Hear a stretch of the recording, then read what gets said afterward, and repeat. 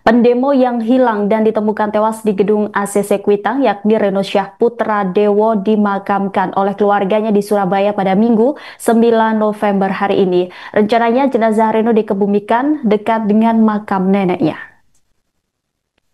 Diketahui jenazah Reno tiba di rumah duka Kampung Malang, Tegal Sari, Surabaya pada Sabtu 8 November pukul 19.30 waktu Indonesia Barat. Jeritan tangis Ibunda Nita Sutianingsih pecah tatkala menyaksikan peti jenazah Reno dikeluarkan dari kabin mobil ambulans. Berdasarkan pantauan, sejumlah tetangga juga tampak silih berganti melakukan takziah di rumah tersebut. Paman Reno yakni Jamie Yulianto mengatakan pemakaman digelar pukul 10 waktu Indonesia Barat di TPU Putat Gede atau TPU Jarak. Jenazah Reno akan dimakamkan bersanding dengan mendiang nenek dan keluarga besar dari pihak ayahnya. Pihak keluarga disebutnya sudah menerima dengan ikhlas kematian Reno. Ia meminta doa agar keponakannya diberikan tempat terbaik. Sebelum ikut demo dan dilaporkan hilang, Reno diketahui sempat meminta uang sebesar Rp50.000 kepada ayahnya untuk keperluan makan. Kemudian Reno hilang kontak dengan keluarganya setelah pecahnya aksi demonstrasi di Kuitang. Diketahui jenazah Farhan Hamid yang kerangkanya juga ditemukan bersama Reno telah terlebih dahulu dimakamkan di rumah duka di Rawa Badak Utara, Koja, Jakarta Utara pada Sabtu 8 November.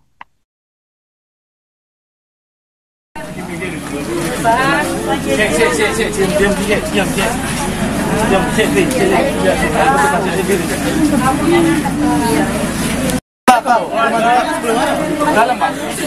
Belum ini barunya.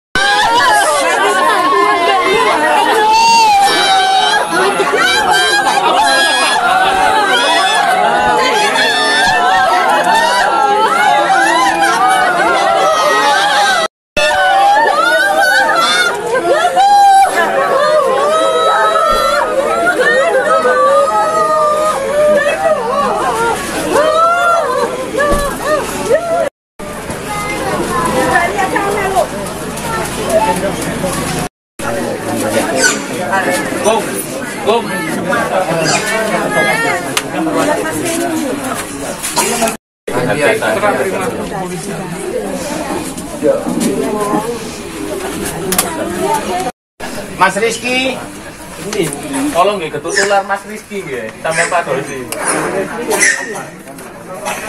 Sik, Yan, buka ya. Salah.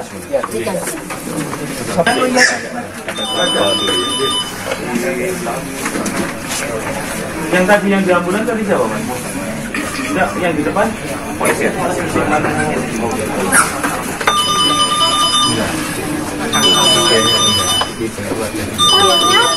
Keluarganya harus kebetulan jadi agak sulit buatan Mas ya.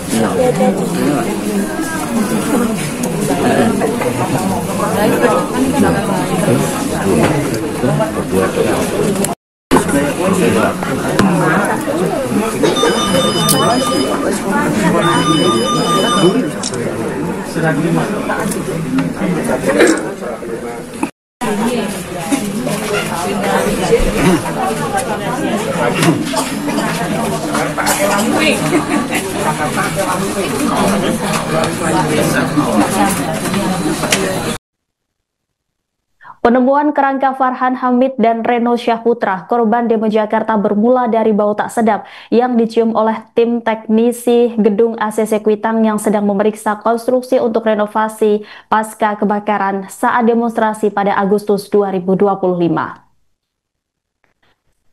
Kedua jasad sudah tidak dapat dikenali karena sebagian besar tubuhnya hangus.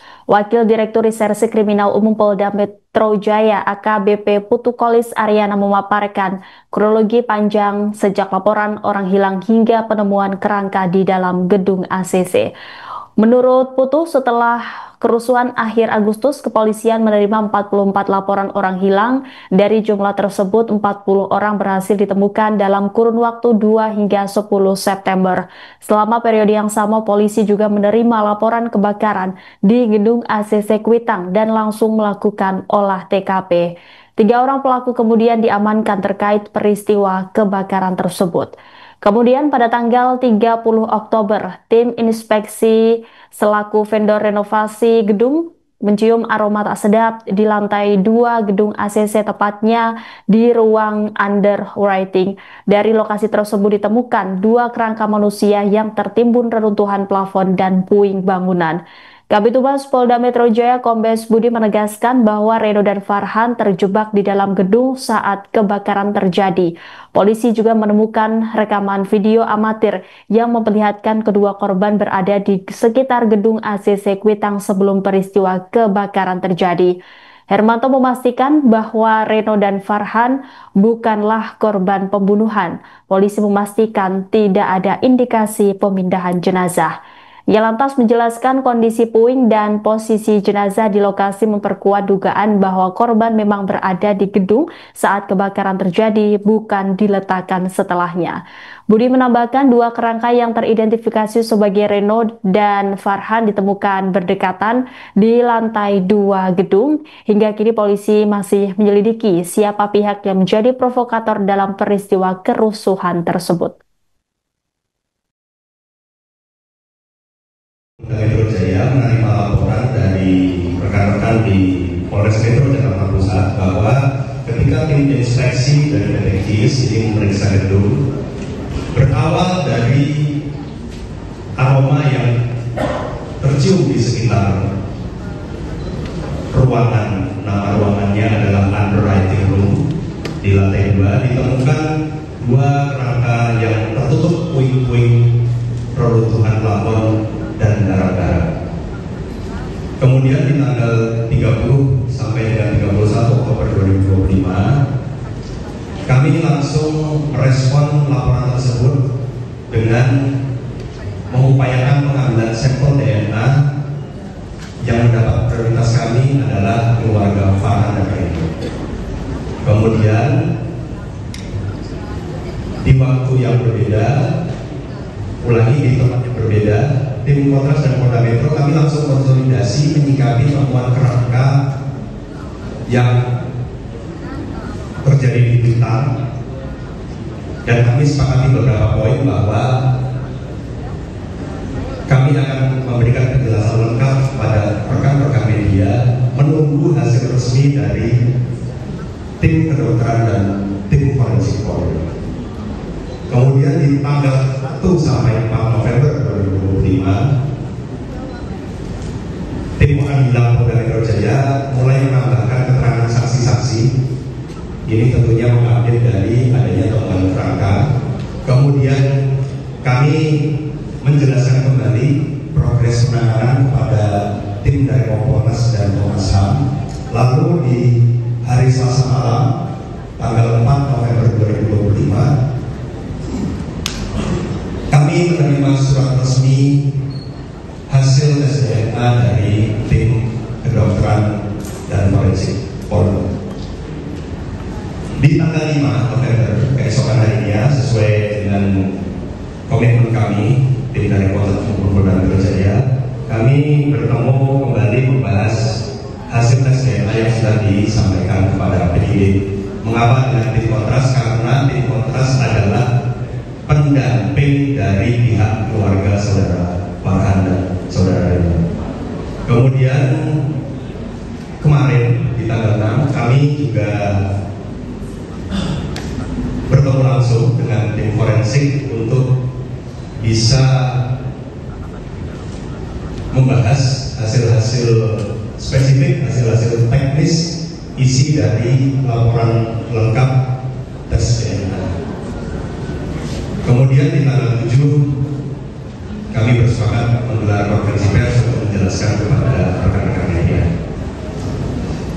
Berikutnya, langkah tindak lanjut yang akan dilakukan oleh Posko Oranye Polda Metro Jaya, tentunya sikap kami jelas. Posko Oranye Polda Metro Jaya akan fokuskan perhatian dan memprioritaskan keberpihakan bagi kepentingan keluarga almarhum Farhan dan Reno. Dengan adanya hasil yang akan diumumkan hari ini, bukan berarti pekerjaan kami selesai, namun kami akan menitik beratkan perhatian dan memprioritaskan keberpihakan kepada kepentingan keluarga almarhum Farhan dan Reno. Download Tribun X sekarang, menghadirkan lokal menjadi Indonesia.